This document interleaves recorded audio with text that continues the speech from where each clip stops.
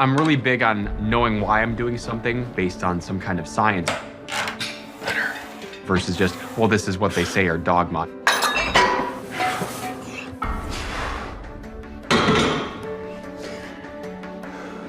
I'm after optimal health.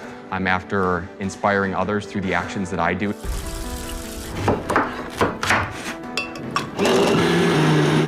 It's been this constant evolution of wanting to see, what could I do next? What more can I do? Up till about 8th grade, I was actually very overweight. I peaked out at about 240 pounds. You know, people make fun of you, they make comments, and your self-confidence takes a dive, your self-worth kind of takes a dive.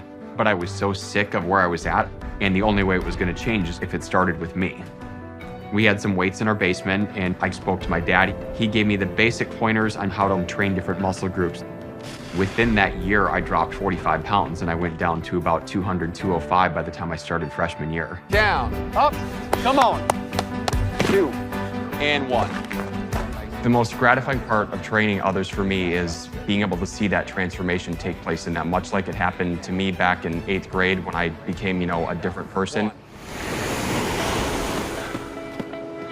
Data is extremely important in my job. I want to be able to train as smartly and as accurately as I possibly can. That is the reason why I did 23andMe. When I got the 23andMe test back, it was an exciting time. What I found out about coffee consumption, and caffeine in particular, is that I'm likely to consume more than the average person. It made perfect sense because I do drink, 4 to 5 cups a day. The test also told me that I'm more likely to have a taste aversion to bitter foods. That helped me answer why I don't like beer that much. One of the biggest pieces of data that I got back from the test was that I was more likely to have a fast twitch sprinter type muscle fiber. The fast twitch gene is known to be carried in powerlifters, in sprinters. Knowing these gene variables is something that has helped inform the best possible workouts for me. I'm going to use more interval-based training. The whole concept is to be able to go really hard and high intensity.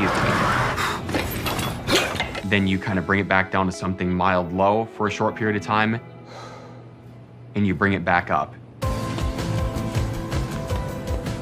I'm always looking for those kind of things that can help me progress forward as just a healthy person and as an athlete. Being able to appreciate what you were born with on day one, what makes you you and what makes you different than everyone else in the world, it's really cool when you can see it right in front of you. That appreciation, it's a sense of peace that you don't get anywhere else.